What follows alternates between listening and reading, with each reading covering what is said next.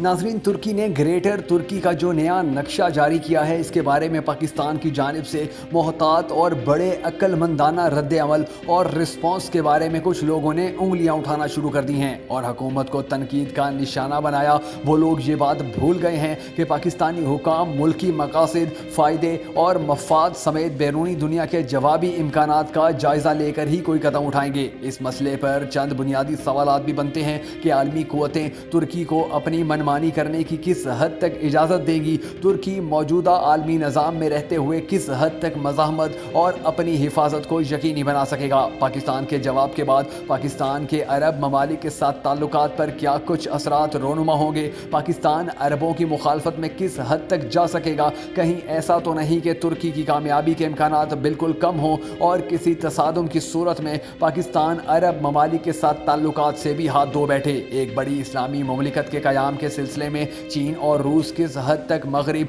और अमेरिका के साथ लड़ सकते हैं। अगर आलमी निज़ाम पर इंटरनेशनल इस्टेब्लिशमेंट की गिरफ्त इतनी ही कमज़ोर पड़ चुकी है तो फिर अरबों को अमेरिका और भारत के दबाव में आने की क्या ज़रूरत है। इस मौके का फ़ायदा उठाकर मुस्लिम ममालिक OIC को फ़ाल करने में आज़ाद क्यों नहीं। इन सब सवालों के जवाब जानने के लिए हमें कुछ हक़ाइक़ समझना होंगे। नाज़रीन, सबसे पहली बात जो हम सब ने याद रखनी है वो ये है कि मौजूदा हालात में पाकिस्तान शायद तुर्की का उस सतह तक साथ ना दे सके जितना कि सोचा और समझा जा रहा है। दूसरी तरफ शायद तुर्की भी उम्मत मुस्लिमा के बारे में उस हद तक आगे नहीं जा रहा जिसके बारे में आलम इस्लाम के बाज़ बड़े हल्के अपने जज्बात का इजहार कर रहे हैं। ऐसी सूरत हाल में ग्रेटर तुर्की का ख्वाब पूरा करने के लिए तुर्की और पाकिस्तान गैर अरब ममालिक में अपनी पब्लिक रिलेशनिंग को इंतहाई मजबूत करने के अलावा हम ख्याल अरब ममालिक और अवाम को एक लड़ी में भी परो दें। और मौजूदा हालात में ये सब कुछ करना नामुमकिनात में से नहीं है।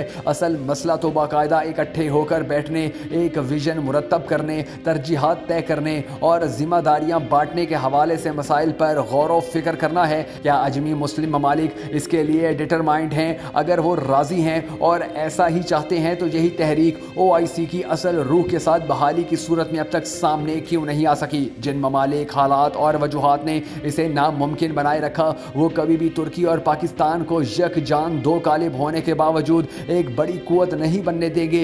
इसलिए पाकिस्तान किसी के जज्बाती नारों के पीछे लगकर अरबों को कभी भी अंडर एस्टिमेट नहीं करेगा। जहाँ तक आलम इस्लाम में तुर्कों की मुदाखलत के जवाज़ की बात है तो तारीखी तौर पर मिस्र में ममलूक हुक्मरानों के खिलाफ सल्तनत उस्मानिया ने 15वीं सदी में हमलों का आगाज़ किया जिसकी बुनियादी वजह तजारती मकासद थे। तो उस वक्त भी उस्मानियों को बदतरीन शिकस्त का सामना करना पड़ा था। जबकि आज ये सूरत हाल है कि बाज़ हलकों के मुताबिक ईरान ने अपनी दुश्मनी और अमेरिका ने अपनी दोस्ती के जरिए अरबों को इतनी कमज़ोर हालत में पहुंचा दिया है कि अरब हुकूमतों के लिए अब अपना वजूद बरकरार रखना मुश्किल हो गया है। बाज़ लोग इसे अरब हुक्मरानों की अपनी नाअहली का शाखसाना भी करार देते हैं, लेकिन वजह ख्वाह कुछ भी हो, मुसलमान दुश्मन मुल्कों की अरब ममालिक में मुदाखलत और असर और रसूख मुस्लिम दुनिया के लिए इंतहाई परेशानी का बाइस बन रही है। और इसी वजह से तंग आकर ये तमाम इस्लामी ममालिक ग्रेटर तुर्की की हमायत ज़रूर करना चाहेंगे ताकि वो मुस्लिम दुनिया के लिए कोई कायदियाना और बेहतरीन किरदार अदा कर सके। लेकिन ये भी एक हकीकत है कि अरब अपने आप को इतना कमज़ोर नहीं समझते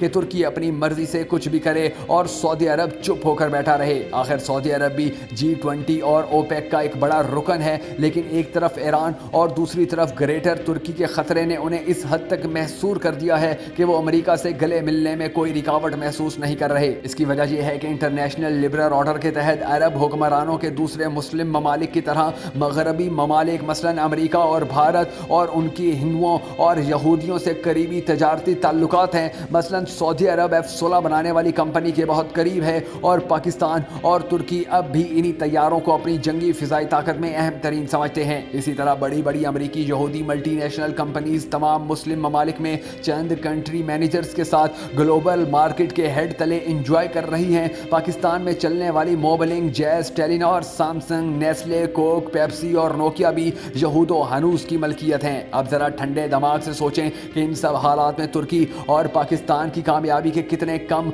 या ज़्यादा इम्कानात हैं। अगर काश इस वक्त ये ममालिक OIC की लाश पर नोहा ख्वानी ना कर रहे होते और मुत्तहिद होते तो आज तुर्की और पाकिस्तान के लिए ज़्यादा मुश्किलात ना होती और पूरी दुनिया में इस्लामी ताकतें इकट्ठी होकर हुक्मरानी कर रही होती। अल्लाह पाक तुर्की और पाकिस्तान की ता क़यामत हिफाजत फरमाए।